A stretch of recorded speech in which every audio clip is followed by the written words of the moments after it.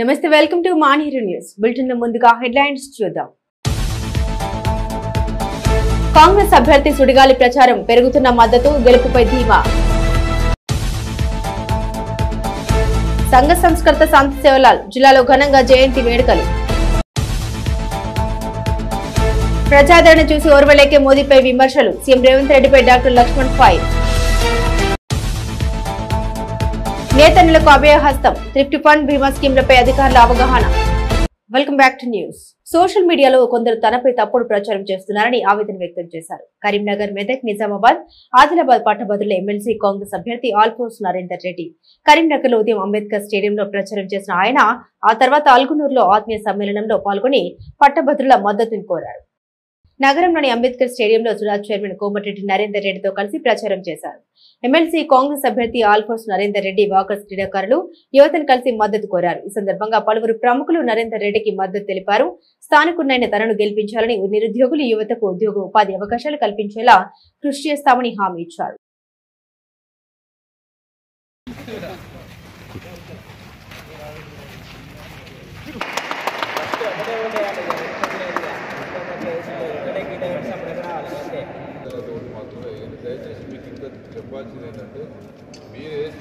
అన్ని వసతులు కల్పిస్తే ఇలా కొంతమంది దాన్ని కూడా ఇలా మరి నరేందర్ రెడ్డి గారు మచ్చలేనటువంటి నాయకులు ఎటువంటి మరి దాన్ని విమర్శలకు తావులేనిటువంటి పరిస్థితులలో ఇలా ఏదో విధంగా బురదలాంటి కొంతమంది చేస్తూ ఉన్నారు. అది కుటిల ప్రయత్నాన్ని తప్పకుండా అందరూ కూడా తెలుసు. వారి యొక్క నాణ్యత ప్రమాణాలు పాటించడం వల్ల ఇలా ఎంతమంది ఎన్ని ఉన్నత శిఖరాలు అధిరోహించాలనేది వాళ్ళకు స్వయంగా తెలుసు. కాబట్టి ఇలా ప్రజలంతా కూడా దయచేసి కాంగ్రెస్ ప్రభుత్వాన్ని మరి ఆశీర్వదించమని కోరుతా ఉన్నాం. నరేందర్ రెడ్డి గారి చిత్తశుద్ధి భవిష్యత్తులో కూడా వారు ప్రదర్శిస్తుంది. తప్పకుండా వారికి ఓటేసినట్టయితే మరి భవిష్యత్తులో ఈ పట్టభద్రుల ఎమ్మెల్సీకి సంబంధించినటువంటి నిధులు కానీ సమస్యలు కానీ అందరూ కూడా పరిష్కరించడానికి ఇలా రాష్ట్ర ప్రభుత్వంలో ఉండి వారి సమస్యలు పరిష్కరిస్తారు. కాబట్టి ఇటువంటి కుటిల రాజకీయ ప్రయత్నాలను తిప్పికొట్టాల్సిందిగా కోరుతా ఉన్నాం. పెద్ద మెజార్టీతోటి మొదటి ప్రాధాన్యత ఓటుతో మాత్రమే మనం గెలవాల్సిన అవసరం ఉంది. ఎటువంటి అవసరం లేకుండా నరేందర్ రెడ్డి గారిని పెద్ద మెజార్టీతో గెలిపించాలని చెప్పి కోరుతా ఉన్నాం. మేము కూడా కాంగ్రెస్ పార్టీ శ్రేణులు అంతా కూడా ఇవాళ గడపకు ఇల్లు మరి ఎవరైతే ఎన్రోల్మెంట్ ఉన్నో వాళ్ళందరినీ కూడా తిరిగి తప్పకుండా మద్దతు కోరుతా ఉన్నాం. భారీ మెజార్టీతో గెలవడం ఖాయమని సందర్భంగా తెలియజేస్తాం.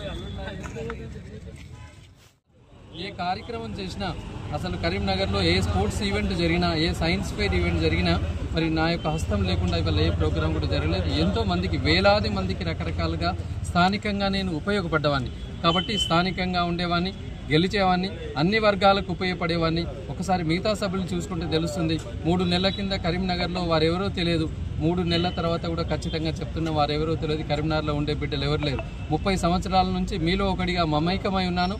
మీలో మంచి చెడులో నేను భాగస్వామిగా ఉన్నాను. ఇంకో 30 సంవత్సరాలు కూడా ఇలాగే ఉంటాను.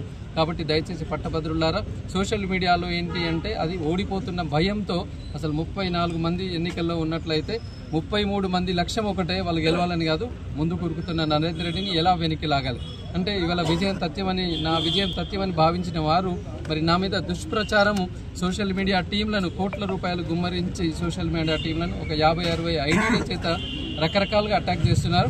బట్ ఏదేమైనా కాంగ్రెస్ శ్రేణులు కానివ్వండి, ఆల్ఫోర్స్ పూర్వ విద్యార్థులు కానీ, మా ఎంప్లాయీస్ కానీ, మా తల్లిదండ్రులు కానీ ఇవేవి కూడా నమ్మరు. సైలెంట్ ఓటర్స్ రెడీగా ఉన్నారు. 2 లక్షల ఓట్లు ఖచ్చితంగా ఈ కాంగ్రెస్ పార్టీ అభ్యర్థి ఆల్ఫోర్స్ నరేందర్ రెడ్డికి రాబోతున్నాయి. సోషల్ మీడియాలో వాళ్ళు ఎన్ని చేసినా ఒకటే గుర్తుపెట్టుకోవాలి, మనం కాయలు ఉన్న చెట్టుకు రాళ్ళు పడుతూ ఉంటాయి. ఓడిపోయే వాటిని ఎవరు విమర్శిస్తారండి? ఇవాళ విమర్శిస్తున్నారంటే అది మా గొప్పతనం. నేను గెలుస్తున్నాను కాబట్టి నగరంలోని అల్గునూరులో మానకొండూరు ఎమ్మెల్యే డాక్టర్ కవ్వంపల్లి సత్యనారాయణ ఆధ్వర్యంలో ఆత్మీయ సమ్మేళనం నిర్వహించారు. ఈ కార్యక్రమానికి కరీంనగర్ పట్టభద్రుల ఎమ్మెల్సీ కాంగ్రెస్ అభ్యర్థి ఆల్ఫోన్స్ నరేందర్ రెడ్డి హాజరయ్యారు. ఈ సందర్భంగా ఎమ్మెల్యే కవ్వంపల్లి మాట్లాడారు. గత ఎమ్మెల్సీ ఎన్నికల్లో జీవన్ రెడ్డి గెలిపించినట్టు ఈ ఎన్నికల్లోనూ నరేందర్ రెడ్డిని భారీ మెజార్టీతో గెలిపించాలని కోరారు.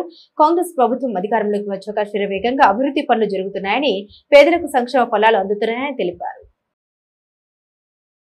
నేను అందరికీ పట్టభద్రులకు ఒకటే విజ్ఞప్తి చేస్తా ఉన్నాను. కాంగ్రెస్ పార్టీ ఏమి చేసిందో మీ అందరికీ తెలుసు. కాబట్టి దయచేసి ఒక్కసారి 55,000 నిరుద్యోగులకు ఉద్యోగాన్ని కల్పించింది ఈరోజు కాంగ్రెస్ పార్టీ. గత 10 సంవత్సరాల్లో ఒక్క ఉద్యోగం కూడా కల్పించినటువంటి వ్యక్తి. గత 18 సంవత్సరాలుగా టీచర్లకు ప్రమోషన్ రాలేదు. కాబట్టి నేను టీచర్ అభ్యర్థులందరికీ కూడా నేను విజ్ఞప్తి చేస్తా ఉన్నా, దయచేసి నరేందర్ రెడ్డి గారికి కాంగ్రెస్ పార్టీ మీకు ప్రమోషన్లు ఇచ్చింది. అదేవిధంగా ట్రాన్స్ఫర్లు చేయడం జరిగింది. 317 జీవో ప్రకారంగా స్పౌస్ ఫ్యాక్టర్ తీసుకొని మిమ్మల్ని పెట్టడం జరిగింది. కాబట్టి కాంగ్రెస్ పార్టీ యొక్క ఘనత కాబట్టి దయచేసి పట్టభద్రులందరూ కూడా ఆలోచించి మరీ ఇన్ని ఉద్యోగాలు వచ్చేది ఉన్నది. గ్రూప్ 1 గానీ గ్రూప్ 2 గానీ ఇంకా రిజల్ట్స్ వచ్చే ఉన్నాయి. కాబట్టి దయచేసి మీరందరూ కూడా కాంగ్రెస్ అభ్యర్థి ఊట్కూరి నరేందర్ రెడ్డి గారికి మీరు తప్పకుండా ఆల్ఫోర్స్ నరేందర్ రెడ్డి గారికి మొదటి ప్రాధాన్యత ఓటు వేసి గెలిపించాలని. కరీంనగర్, మెదక్, నిజామాబాద్, ఆదిలాబాద్ పట్టభద్రుల ఎమ్మెల్సీ కాంగ్రెస్ అభ్యర్థి ఆల్ఫోర్స్ నరేందర్ రెడ్డికి రోజు రోజుకు మద్దతు పెరుగుతుంది. తాజాగా యాదవ రిజర్వేషన్ పోరాట సమితి మద్దతు ప్రకటించింది. కరీంనగర్ ప్రెస్ భవన్ లో ఆ సమితి ప్రతినిధులు మీడియాతో మాట్లాడారు. అట్టడుగు వర్గాలకు ప్రపంచ స్థాయి విద్యా శిక్షణ ఇస్తున్న కాంగ్రెస్ ప్రభుత్వానికి తాము అండగా ఉంటామన్నారు. ప్రస్తుత ఎమ్మెల్సీ ఎన్నికల్లో కాంగ్రెస్ అభ్యర్థిగా పోటీ చేస్తున్న ఉట్కూరి నరేందర్ రెడ్డికి సంపూర్ణ మద్దతు తెలుపుతున్నామన్నారు. కాంగ్రెస్ పార్టీ గుర్తించినటువంటి ఆల్ఫోర్స్ నరేందర్ అన్న గారికి ఈ యాదవ రిజర్వేషన్ పోరాట సమితి ఎందుకు సంపూర్ణమైనటువంటి మద్దతు ఇస్తుందంటే, అంతర్జాతీయ విద్యా వ్యవస్థను ఈ తెలంగాణ రాష్ట్రంలో ఎస్సీ, ఎస్టీ, బీసీ, బడుగు, బలహీన, మైనార్టీ వర్గాలలో ఉన్నటువంటి పేద విద్యార్థులకు తనదైన శైలిలో మరి అతి తక్కువ ఫీజులతోని ఈరోజు విద్యా వ్యవస్థను బడుగు బలహీన వర్గాలకు చెందినటువంటి విద్యార్థులకు మరి అందిస్తున్నటువంటి వ్యక్తి మన ఆల్ఫోర్స్ నరేందర్ అన్న. ఇలాంటి ఆల్ఫోర్స్ నరేందర్ అన్న గారికి ఈ యాదవ సంఘము మరి ఎస్సీ, ఎస్టీ, బీసీ సంఘాలన్నీ మరి నరేందర్ అన్న గారికి మద్దతు ఇచ్చినట్లయితే మరి ఆయన ఎమ్మెల్సీగా గెలిచిన తర్వాత కరీంనగర్ జిల్లా కేంద్రంలో విద్యార్థులకు మరి ఉమ్మడి మెదక్, నిజామాబాదు, ఆదిలాబాదు జిల్లాలో ఉన్నటువంటి విద్యార్థులకు అనేక రకాలుగా మరి ఆయన కృషి చేస్తారని, అందుగాను ఇవాళ ఆయన ఆర్థికంగా బలపడుతూ అదేవిధంగా నిరుపేదల విద్యార్థులకు తన సహాయాన్ని అందిస్తూ ముందుకెళ్తున్నాడు. ఇలాంటి వ్యక్తిని మనం గెలిపించుకుంటే, గ్రాడ్యుయేట్స్ ఎన్నికల్లో గెలిపిస్తే విద్యారంగంలో ఉన్న సమస్యలు కానీ నిరుద్యోగుల సమస్యలు కానీ చాలా తోడ్పడుతూ విద్యా వ్యవస్థకు విద్యలో ఉన్న లోపాలన్నీ సరిదిద్దుతూ అభివృద్ధికి పాటుపడుతున్నాడని మా యాదవ రిజర్వేషన్ పోరాట సమితి తరఫున మేము సంపూర్ణ మద్దతు తెలుపుతున్నాం. కాబట్టి మా యాదవ్లో ఉన్న అందరూ కూడా అతనికి మొదటి ప్రాధాన్యత ఓటు వేసి అతన్ని గెలిపించవలసిన అవసరం ఉందని మా యాదవ్ రిజర్వేషన్ సమితిన మద్దతు తెలుపుతున్నాం. గత 3 సార్లు జరిగిన ఢిల్లీ ఎన్నికల్లో రాహుల్ గాంధీని అక్కడి ప్రజలు డకౌట్ చేశారని ఎద్దేవా చేశారు. పార్లమెంటు బోర్డు సభ్యులు డాక్టర్ లక్ష్మణ్ కరీంనగర్లోని ఓ ప్రైవేట్ ఫంక్షన్ హాల్లో పట్టభద్రుల టీచర్స్ ఎమ్మెల్సీ, బీజేపీ అభ్యర్థుల సమావేశానికి ఆయన హాజరై మాట్లాడారు. సీఎం రేవంత్ రెడ్డి భాషా ప్రయోగం సరిగా లేదని, రానున్న కాలంలో కేసీఆర్ కు పట్టిన గతే పడుతుందన్నారు. మోదీకి పెరుగుతున్న ఆదరణ చూసి ఓర్వలేకనే వ్యక్తిగత విమర్శలు చేసిన రాహుల్ గాంధీని కోర్టు మొట్టికాయలు వేసిందని గుర్తు చేశారు. ఈ సమావేశంలో పట్టభద్రుల ఎమ్మెల్సీ అభ్యర్థి చిన్నమ్మాయి అంజురెడ్డి, కామారెడ్డి, ఆదిలాబాద్ ఎమ్మెల్యేలు కాటిపల్లి వెంకట రమణారెడ్డి, పాయల్ శంకర్ గారు, బీజేపీ పార్టీ జిల్లా అధ్యక్షులు కృష్ణారెడ్డి, మాజీ ఎమ్మెల్యే బొడిగ శోభ, మాజీ మేయర్ సునీల్రావు పాల్గొన్నారు. సిద్దిపేటకి రైల్వే స్టేషన్, కొమరవెల్లికి రైల్వే స్టేషన్ ఇచ్చింది మోదీ ప్రభుత్వం. ఈ రకంగా రైల్వే ఒక మచ్చుక మాత్రం ఉదాహరణ చెప్తాను. ఇవాళ మేము మీ హయాంలో మూతపడ్డటువంటి ఈ రామగుండం ఎరువుల కర్మాగారాన్ని ఈ ప్రాంతంలో ఇప్పుడు ప్రజలు గమనిస్తూ ఉన్నారు. 6,000 పై చిలుకు కోట్లతో దాన్ని పునఃప్రారంభించి ఉద్యోగ ఉపాధి అవకాశాలే కాకుండా మొత్తం దక్షిణాది రాష్ట్రాలకు ఇవాళ ఎరువుల కర్మాగారంగా, ఎరువుల భాండాగారంగా ఇవాళ ఏ రకంగా 12,70,000 మెట్రిక్ టన్నుల ఉత్పత్తి చేస్తున్నటువంటి ఖ్యాతి మోదీ ప్రభుత్వం కల్పించింది. నకిలీ సర్టిఫికెట్లు సృష్టించే భూమిని అమ్మిన ఘటనలో 13 మందిపై కేసు నమోదు చేశారు కరీంనగర్ 1 టౌన్ పోలీసులు. ఇందులో 4గురిని అరెస్టు చేసి రిమాండ్ కు పంపినట్టు తెలిపారు. ఇన్స్పెక్టర్ కోటేశ్వరరావు తప్పుడు ఎన్ఓసీ సర్టిఫికెట్లు జారీ చేసిన ఇరిగేషన్ అధికారులపై విచారణ కొనసాగుతోందని ఆయన తెలిపారు. నకిలీ సర్టిఫికెట్ సృష్టించి భూ విక్రయాలు జరిపిన 13 మందిపై కేసు నమోదు చేశారు. కరీంనగర్ 1 టౌన్ పోలీసులు ప్రధాన నిందితులైన 4గురిని అరెస్టు చేసి రిమాండ్ కు పంపినట్టు 1 టౌన్ సీఐ కోటేశ్వర్ తెలిపారు.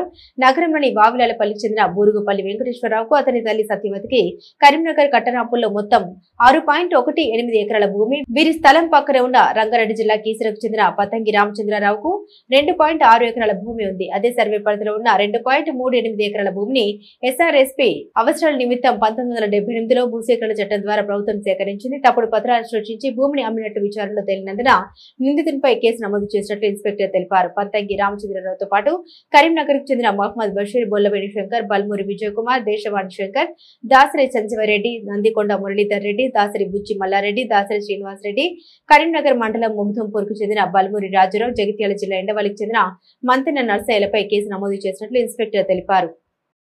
ఆదివాసుల ఆరాధ్య దైవం శ్రీ సంత సేవలాల్ జయంతి వేడుకలు కరీంనగర్ జిల్లాలో ఘనంగా జరిగాయి.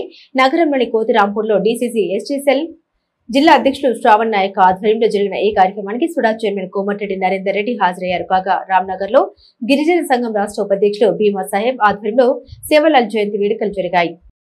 నగరంలోని కోతిరాంపూర్ చౌరస్తాలో సంఘ సంస్కర్త సంత సేవలాల్ మహారాజ్ జయంతి వేడుకలు ఘనంగా జరిగాయి.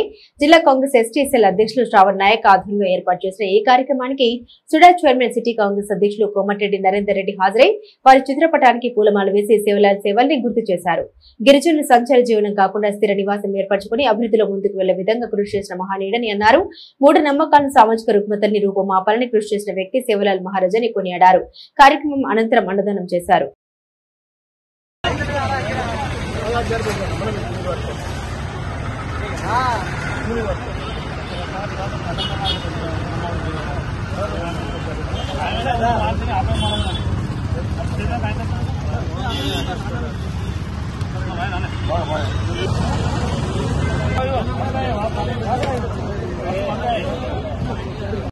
కరీంనగర్ రామ్నగర్ లో సంఘ సంస్కర్త శ్రీ సేవలాల్ మహారాజ్ 286వ జయంతి ఉత్సవాలు జరిగాయి. ఈ కార్యక్రమానికి తెలంగాణ గిరిజన సంఘం రాష్ట్ర ఉపాధ్యక్షుడు భీమా సాహెబ్ హాజరై మాట్లాడారు. వ్యవసాయం, విద్యతో సమాజంలో ముందుకెళ్లాలని మార్గదర్శనం చేసిన చైతన్యశీలి సేవలాల్ అని తెలిపారు.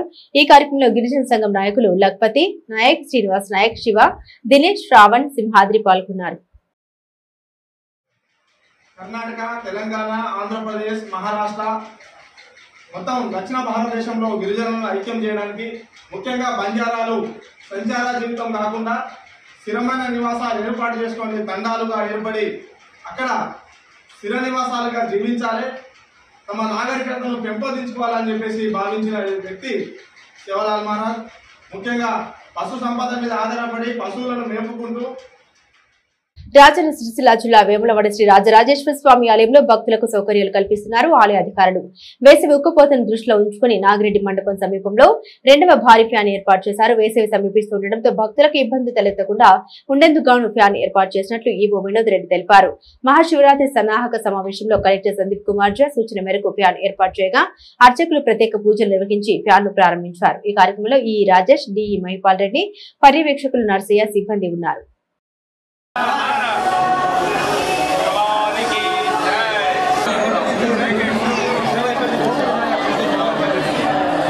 నేతన్నల కోసం అభయహస్తం అమలు చేయనుంది సర్కార్. గతంలో జీవో జారీ చేసిన కాంగ్రెస్ సర్కార్ ఆయా స్కీమ్లలో లబ్ధి చేకూర్చేందుకు కసరత్తు చేస్తున్నారు అధికారులు. థ్రిఫ్ట్ ఫండ్, ఇన్సూరెన్స్, నూలు, 18,000 ప్యాకేజీ పథకాలు మార్చి 3 తర్వాత అమల్లోకి రానున్నాయి. ఎమ్మెల్సీ ఎన్నికల కోడ్ నేపథ్యంలో ఈ పథకాలను తాత్కాలికంగా నిలిపివేశారు అధికారులు. చేనేత కార్మికుల సంక్షేమం కోసం అభయహస్తం స్కీమ్ ను తీసుకొచ్చింది కాంగ్రెస్ ప్రభుత్వం. నేత వస్త్రోత్పత్తిపై ఆధారపడి జీవిస్తున్న చేనేత కార్మికులు, అనుబంధ కార్మికులకు చేతనిచ్చేందుకు థ్రిఫ్ట్ పథకాన్ని అమలు చేస్తుంది. చేనేత కార్మికులు ప్రతి నెల 1,200, అనుబంధ కార్మికులు 600 రూపాయలకు తగ్గకుండా 15వ తేదీలోపు జమ చేస్తే ప్రభుత్వం రెట్టింపు డబ్బును బ్యాంకులో జమ చేయనుంది. ప్రతి నెల వేతనంలోని 8% వరకు కార్మికుడు RD1 ద్వారా జమ చేయాల్సి ఉంటుంది. ప్రతి నెల థ్రిఫ్ట్ ద్వారా జమ చేస్తున్న ఈ డబ్బును 2 ఏళ్ల తర్వాత వ్యక్తిగత అవసరాలకు వాడుకునే వెసులుబాటు ప్రభుత్వం కల్పిస్తుంది.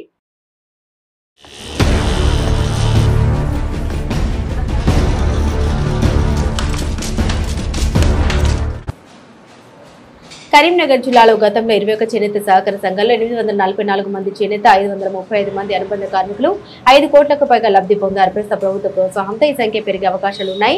థ్రిఫ్ట్ ఫండ్ స్కీమ్ తో పాటు చేనేత కార్మికుడికి సంవత్సరానికి ప్రోత్సాహకంగా 18,000 అందించే మరో పథకం అమల్లోకి తీసుకురానుంది రాష్ట్ర ప్రభుత్వం. కార్మికుడు ఏ కారణంతోనైనా మృతి చెందితే ఆ కుటుంబానికి 5 లక్షల బీమా వచ్చేల ఇన్సూరెన్స్ పథకం కూడా అమలవుతోంది.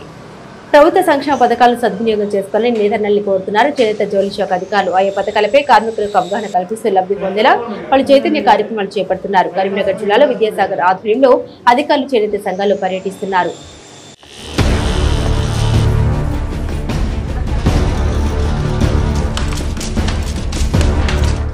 బులెటిన్ ముగించే ముందు హెడ్లైన్స్ మరోసారి.